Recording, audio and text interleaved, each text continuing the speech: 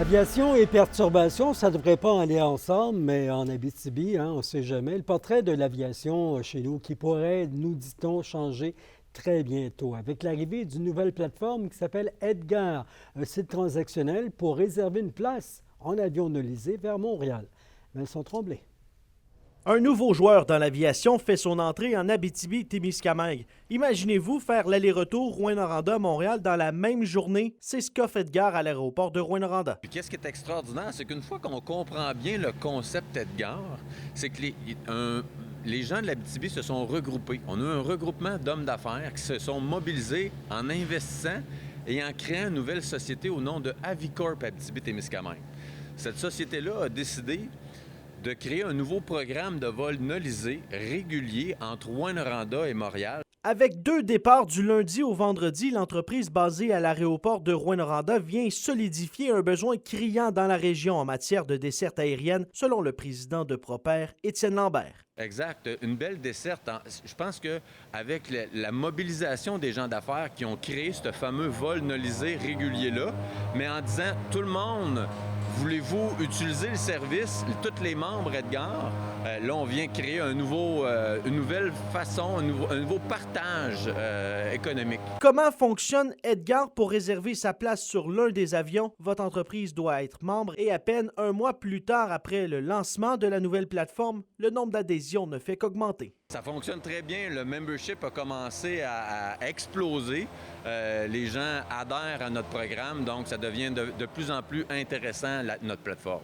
L'entreprise qui devient membre peut partager son code auprès de tous ses employés pour en faire profiter comme un avantage social. Déjà, de nombreuses entreprises sont membres, plus d'une centaine selon Étienne Lambert. Le 6 de l'Abitibi-Témiscamingue a confirmé être nouvellement membre et utiliser la plateforme Edgar. Vincent Tremblay, RNC Nouvelles, à Rouyn-Noranda.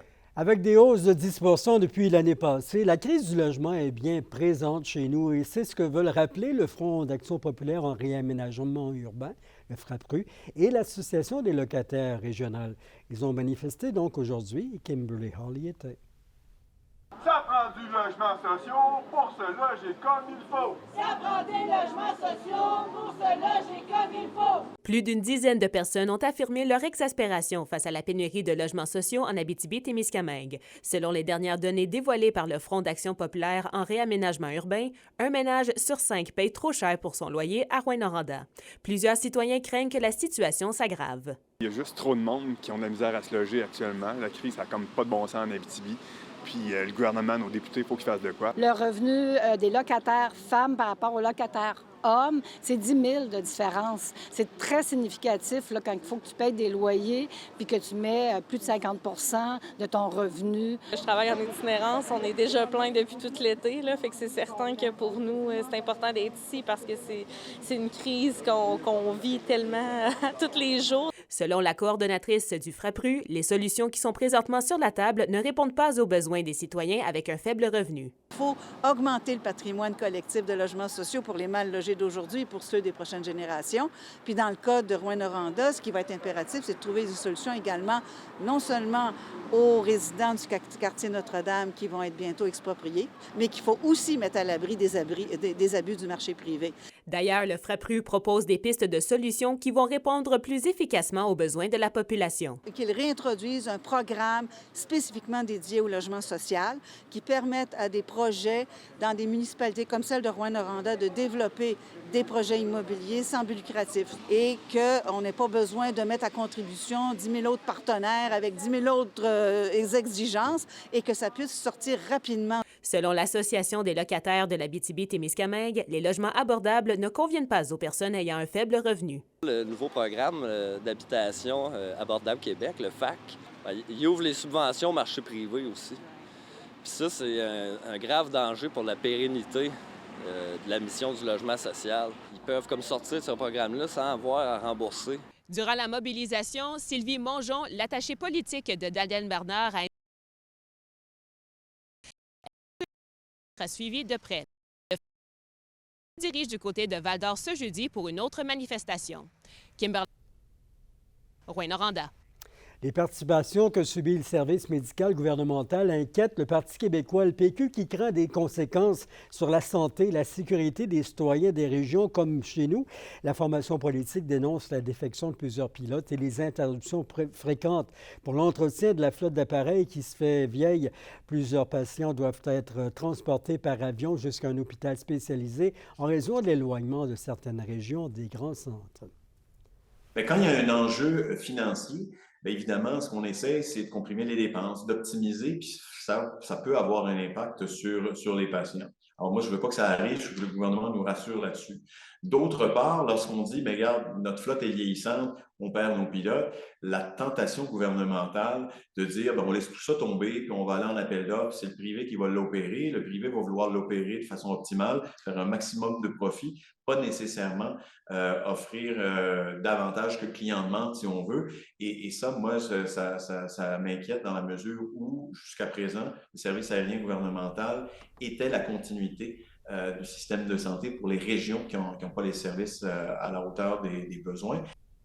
Un résident de Val-d'Or célèbre ses 50 ans de service comme pilote d'hélicoptère. En plus d'avoir prêté main forte pour vaincre les feux de forêt pendant 45 ans, il a œuvré sur plusieurs missions de sauvetage. Malgré les hauts et les bas, M. Richard est toujours heureux de pratiquer ce métier. C'est la liberté qu'on vit. On est quand même limité par la loi de la gravité, là, mais c'est la liberté. Il n'y a pas de grand métier qui va te donner autant de latitude pour te promener, puis de visiter, puis de voir plusieurs corps de métier. J'ai vécu beaucoup de choses passionnantes, puis il y en a des plus stressantes, mais ça fait partie du métier.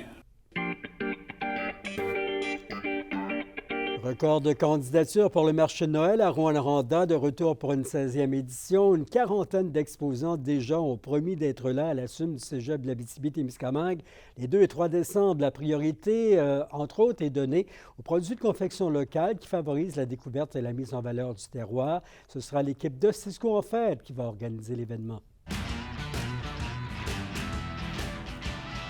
La Fédération de natation du Québec a choisi le club de natation Les Dauphins de Rouyn-Noranda comme club hôte du festival par équipe All Tides de la section 5 Ouest.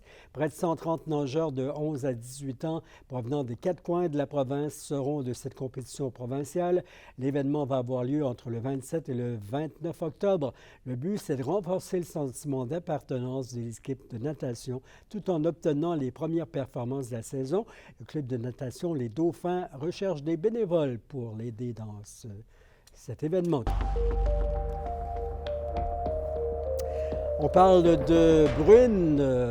Ma météo n'est pas sur mon télésouffleur, mais je m'en souviens. De la bruine pour Lassar, Ramos et toute la région.